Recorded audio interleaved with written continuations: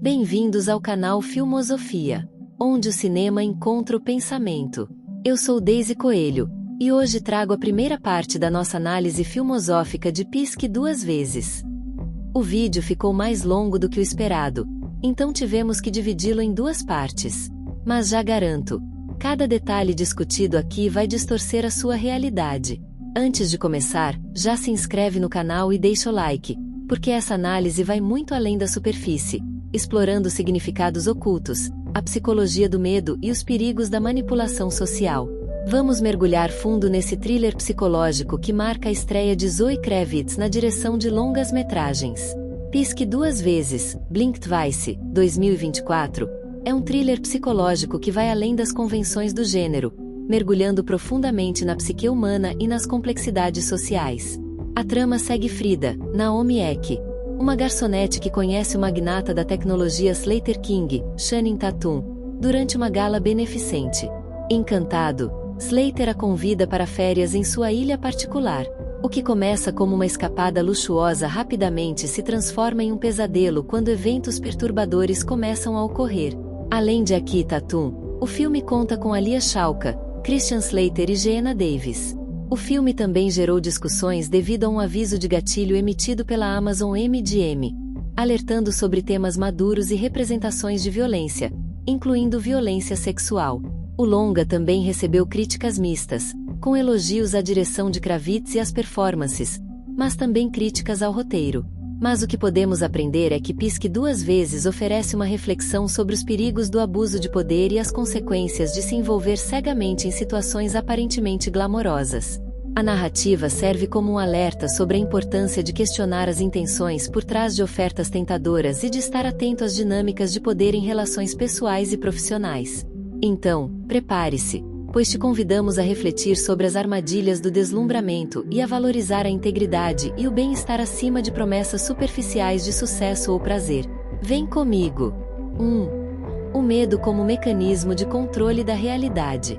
O filme Pisque Duas Vezes não se limita a explorar o medo como uma mera resposta emocional, mas o posiciona como um fenômeno epistemológico, um instrumento que revela a fragilidade da percepção humana. A protagonista Frida descobre, pouco a pouco, que o medo não é apenas um reflexo interno de sua psique, mas um alerta, uma ruptura na continuidade da realidade. Ela passa a enxergar que o terror que sente não advém apenas de eventos externos, mas da suspeita de que sua própria percepção do mundo está sendo manipulada, distorcida por forças que ela não compreende. Essa construção narrativa dialoga diretamente com a teoria da hipervigilância cognitiva, um fenômeno pelo qual, sob estresse extremo, o cérebro começa a processar informações de forma mais intensa e detalhada. Pequenos ruídos, mudanças sutis na iluminação, variações na tonalidade da voz de quem fala. Tudo passa a ter um peso desproporcional, como se cada elemento carregasse um significado oculto. Mas essa intensificação da percepção traz consigo uma armadilha. Até que ponto aquilo que parece ser uma revelação não é, na verdade, uma ilusão gerada pelo próprio pânico? Ao longo do filme, Frida se vê cada vez mais imersa em um labirinto de incertezas. O medo age como um despertador cognitivo, uma lente que amplifica detalhes antes irrelevantes, mas ao mesmo tempo faz questionar se o que vê é real ou apenas uma projeção de sua mente em colapso. A narrativa se desenvolve como um jogo filosófico que evoca o problema cartesiano do gênio maligno.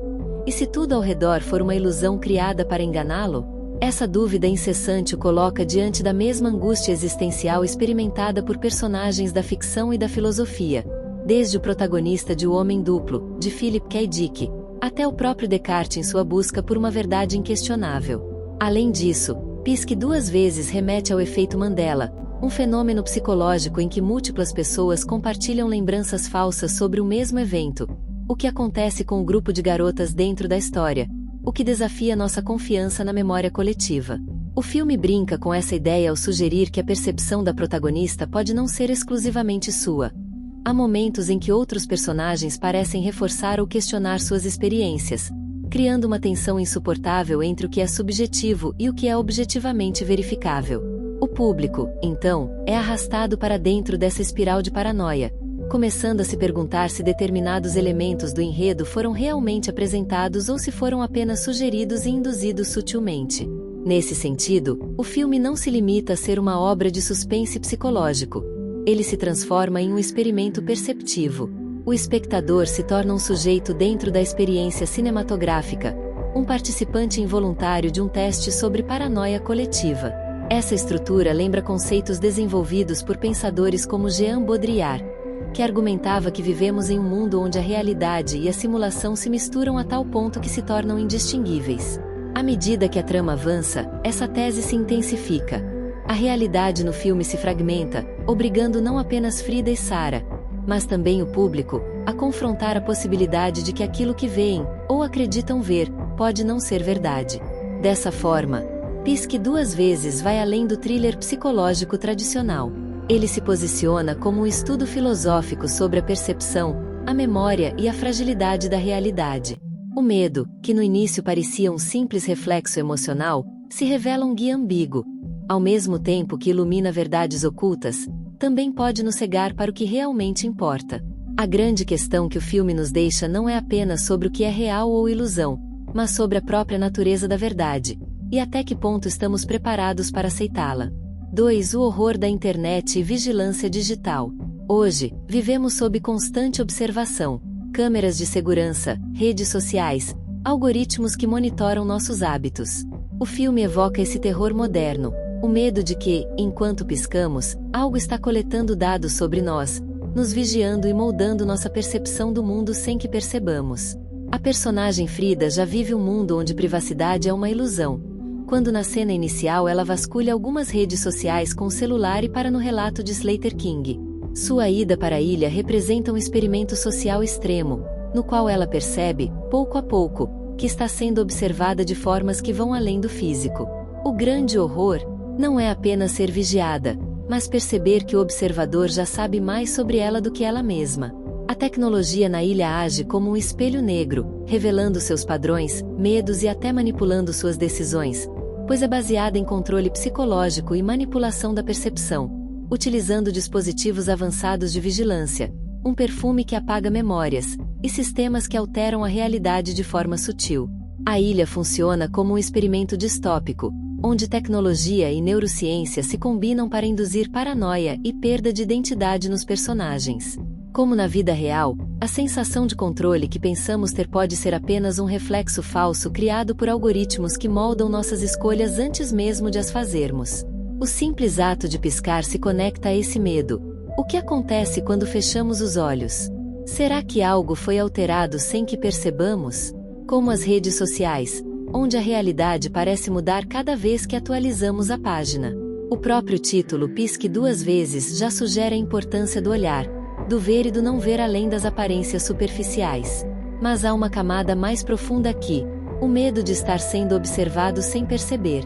Essa dualidade é evidenciada na narrativa, onde a linha entre realidade e ilusão é constantemente borrada.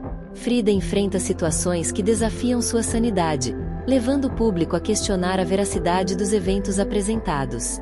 Essa abordagem convida os espectadores a refletirem sobre como nossas percepções podem ser manipuladas e como a realidade pode ser subjetiva.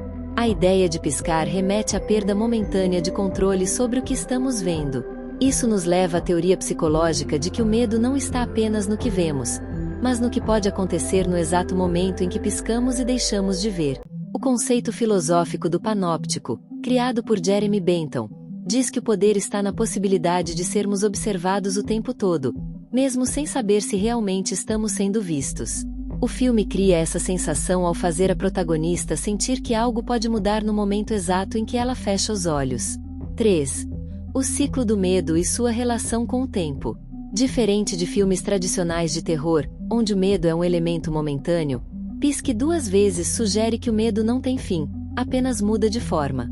O medo se manifesta como uma entidade cíclica, pois o filme brinca com a ideia de déjà vu e a distorção do tempo, sugerindo que o protagonista já passou por essa situação antes. Frida percebe que as mesmas situações se repetem de forma ligeiramente diferente, como se estivesse presa em uma realidade em constante reescrita. Pequenos detalhes mudam, um objeto que estava em um lugar agora está em outro, Frases são ditas antes do tempo, eventos parecem ecoar. Isso sugere que o medo não é uma reação isolada, mas um estado contínuo de percepção alterada, algo que retorna ciclicamente e aprisiona a mente. Ao invés de focar apenas no medo imediato, sustos, perseguições, ameaças físicas, o filme planta a semente de um terror existencial, onde o medo não vem do monstro, mas sim da compreensão de que o tempo e a realidade podem estar fora do nosso controle. O tempo vem como inimigo invisível. O ato de piscar, por ser uma ação involuntária, se torna um símbolo do tempo que escapa, do momento perdido, da brecha que permite ao terror se infiltrar. A piscada como fração de tempo roubada. Cada piscada simboliza uma falha na percepção da realidade, como se a consciência estivesse sendo reprogramada entre um instante e outro. A paranoia do filme se intensifica quando Frida começa a perceber que a cada piscada, algo em sua realidade foi modificado, e ela não sabe quem ou o que está fazendo isso. Essa ideia se alinha ao conceito filosófico do eterno retorno, como proposto por Friedrich Nietzsche. Segundo essa visão, o tempo não avança em direção a um destino final, mas se dobra sobre si mesmo, condenando os indivíduos a reviverem suas experiências infinitamente. No contexto do filme, o medo não é apenas uma emoção momentânea. Ele é um estado de consciência alterada, um cárcere existencial do qual não se pode despertar. Cada vez que Frida percebe que algo mudou, que uma mínima variação ocorreu, ela se dá conta de que sua própria noção de realidade está sendo manipulada. Mas por quem? E com que propósito? Essa perturbação cresce ao longo da trama e se cristaliza na simbologia do tempo como inimigo invisível. O simples ato de piscar, um reflexo involuntário, necessário à sobrevivência, se torna o agente da paranoia, a fração de segundo que permite ao terror se infiltrar. Pescamos milhares de vezes por dia, sem perceber o que perdemos no intervalo entre um instante e outro. Mas e se, a cada piscada, a realidade fosse alterada? Se a cada breve escuridão, o mundo ao redor se reconstruísse em novas bases, apagando evidências do que era antes?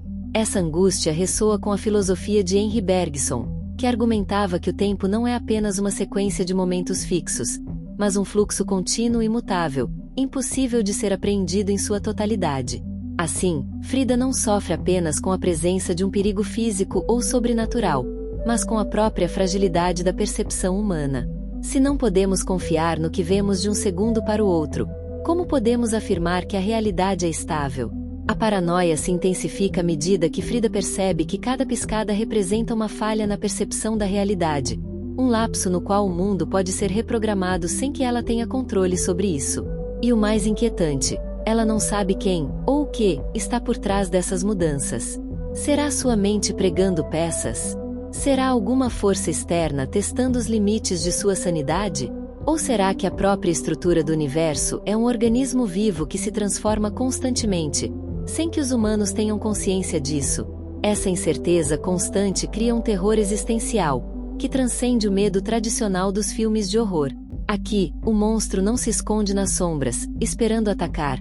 Ele se manifesta na própria natureza da realidade, na suspeita de que o mundo em que vivemos pode ser uma ilusão maleável, sem regras fixas.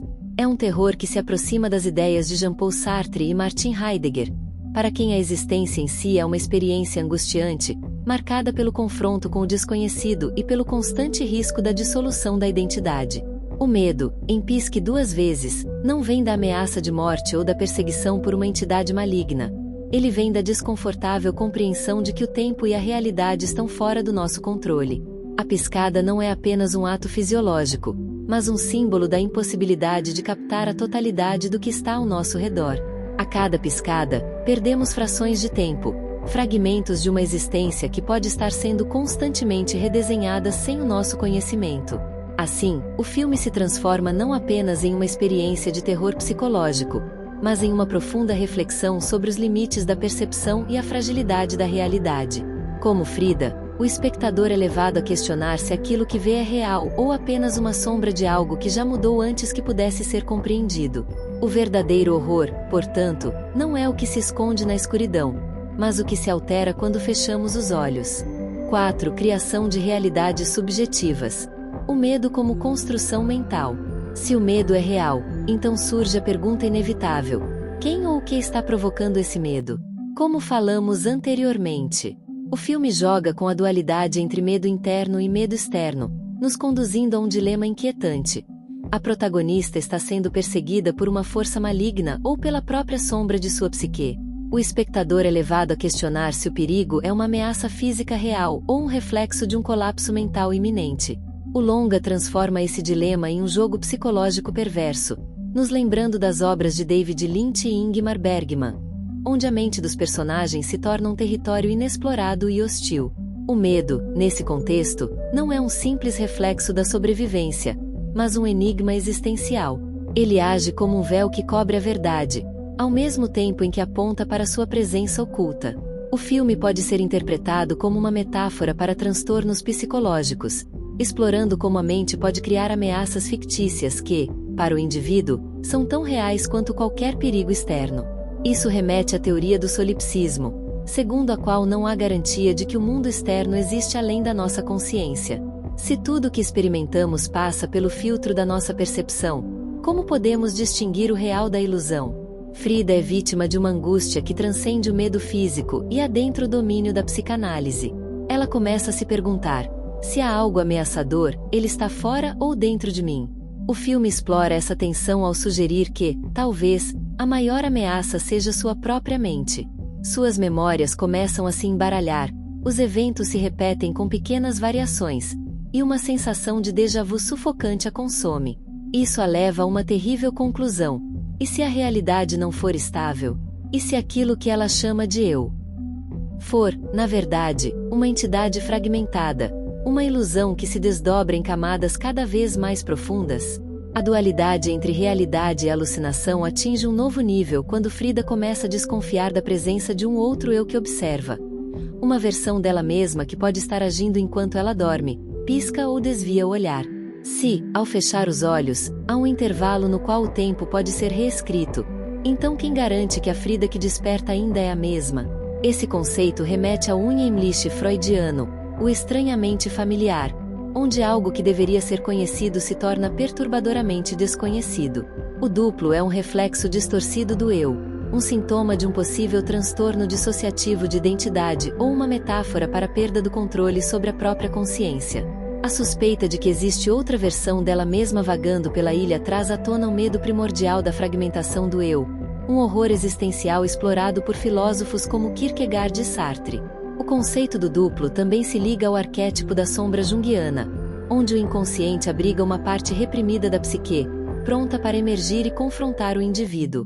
Se Frida teme sua outra versão, isso significa que há algo dentro dela que não quer aceitar. Um segredo escondido nas camadas mais profundas de sua mente. A ambientação em uma ilha isolada não é apenas um recurso narrativo para limitar os personagens.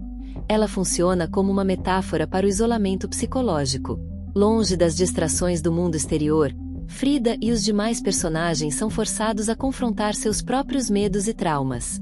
Esse isolamento amplifica suas vulnerabilidades, levando-os a uma introspecção forçada e, eventualmente, a uma transformação pessoal, para o bem ou para a loucura. O conceito filosófico do existencialismo se manifesta aqui de maneira clara. Privados de qualquer ponto de referência externo, os personagens de Pisque duas vezes são obrigados a lidar com a própria subjetividade. Como argumentava Jean-Paul Sartre, o inferno são os outros. Mas, nesse caso, talvez o inferno seja propriamente da protagonista. Ao longo do filme, a ilha começa a perder sua solidez.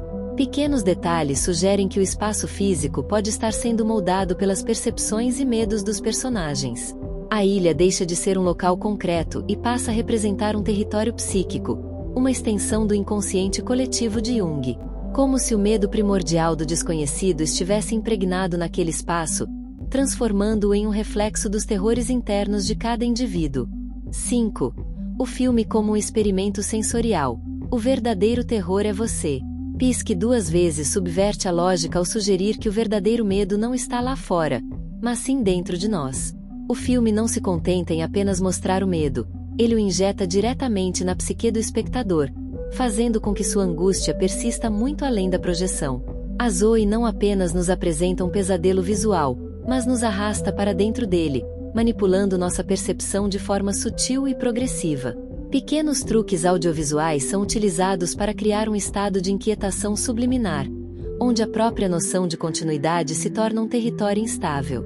Objetos mudam de lugar sem qualquer aviso explícito, diálogos se repetem com pequenas variações quase imperceptíveis, sombras parecem se alongar onde antes não estavam. Esses detalhes não são gritantes, mas são suficientes para provocar uma sensação incômoda, uma dúvida persistente na mente do espectador. Será que isso sempre esteve assim?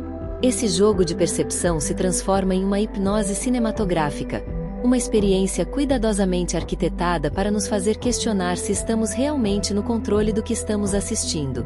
Diferente de montagens tradicionais, onde cortes são utilizados para guiar a narrativa de forma clara, Pisque duas vezes opta por cortes quase invisíveis, mudanças tão sutis que só percebemos quando já é tarde demais. A narrativa nos envolve como um sonho que se desdobra dentro de outro, uma ilusão dentro de uma ilusão. E, como Frida, somos forçados a nos perguntar se perdemos algo crucial pelo caminho. O filme utiliza essa técnica não apenas como um truque estilístico, mas como um espelhamento da paranoia da protagonista. A confusão de Frida, sua incapacidade de confiar em sua própria memória e percepção, é transmitida diretamente ao público. Não assistimos apenas à sua história, vivemos sua angústia na pele.